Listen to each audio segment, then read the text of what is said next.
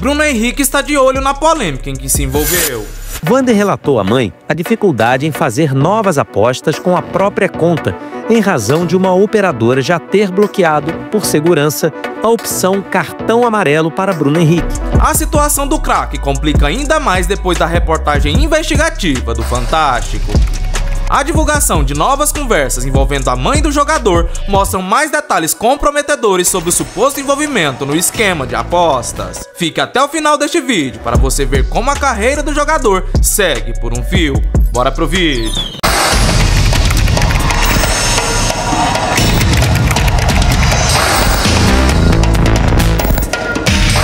O atacante Bruno Henrique esteve em campo pelo Flamengo 2 vezes essa semana. Mas o jogo dele que mais repercutiu nesses últimos dias foi disputado em 1º de novembro de 2023.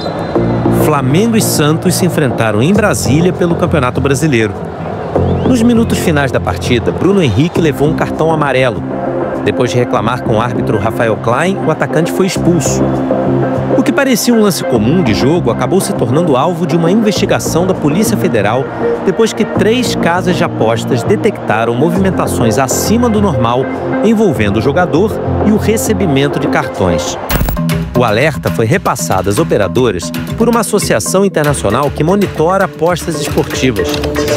A Confederação Brasileira de Futebol e outras entidades ligadas ao esporte têm parceria e recebem informes periódicos dessas empresas, especializadas em colher dados que possam indicar qualquer tipo de manipulação por meio das chamadas bets.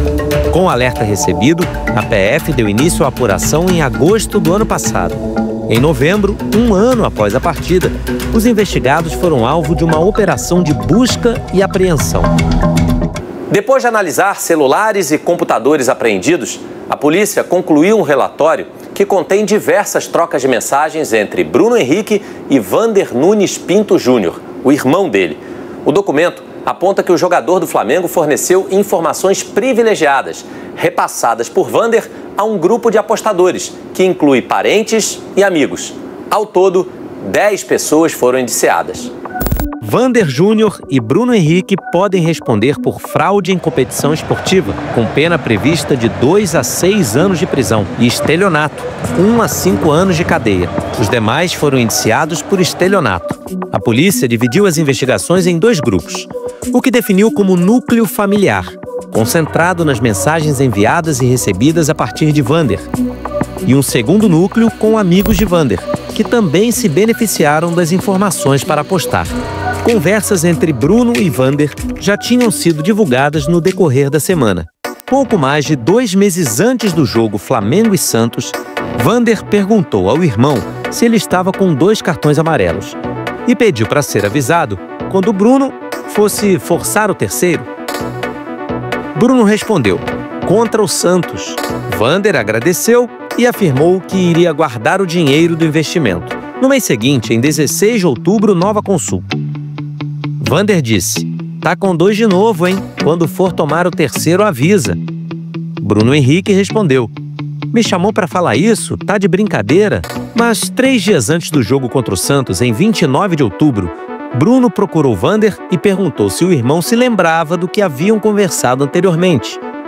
Vander pareceu não entender a pergunta e recebeu uma ligação de Bruno. A polícia acredita que a chamada tenha sido para falar da possibilidade de forçar o cartão amarelo. O Fantástico teve acesso a mensagens inéditas, trocadas entre Vander e os pais dele e de Bruno Henrique, e entre Vander Júnior e a esposa, Ludmila Araújo Lima, nos dias que antecederam o jogo e depois da partida. Vander relatou à mãe a dificuldade em fazer novas apostas com a própria conta, em razão de uma operadora já ter bloqueado, por segurança, a opção cartão amarelo para Bruno Henrique. A mãe questionou: será que há a possibilidade de abrir de novo? Vander disse que não poderia ficar dando muita informação ali, mas que olharia isso no dia seguinte. Vander e a mãe trocaram informações sobre CPFs, e-mails e datas de nascimento de terceiros, pessoas que poderiam abrir novas contas. O filho repassou diversos boletos de casas de apostas pedindo que a mãe efetuasse os pagamentos. A PF também investiga se era Vander quem operava contas abertas em nome de Ludmila Lima.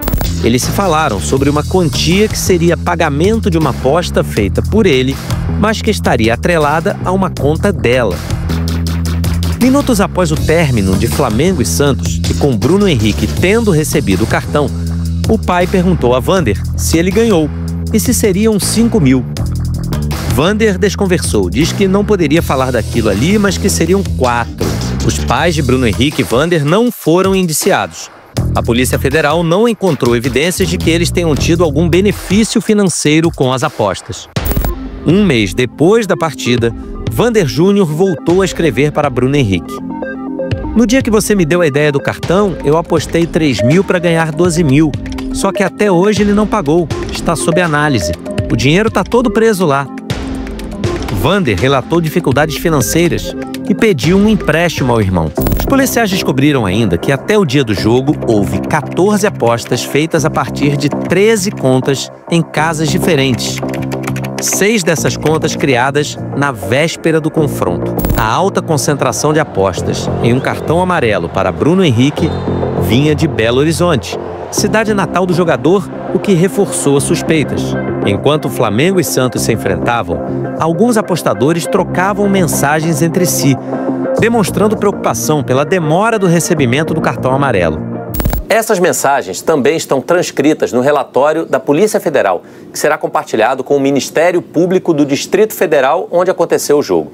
O MP vai decidir se oferece denúncia à Justiça e, a partir daí, os indiciados se transformam em réus. Na esfera esportiva, a documentação será analisada pelo Superior Tribunal de Justiça Desportiva. No fim do ano passado, o STJD não deu prosseguimento ao caso por considerar que não havia elementos suficientes. No momento anterior em que houve a solicitação, o requerimento desse compartilhamento, de forma fundamentada foi negado o compartilhamento porque ainda estava em fase incipiente, embrionária de investigação e poderia comprometer o próprio sucesso da atuação da polícia e do Ministério Público. Se a Procuradoria acolher a denúncia dessa vez, ao final do processo, Bruno Henrique poderá ser suspenso ou até eliminado do futebol.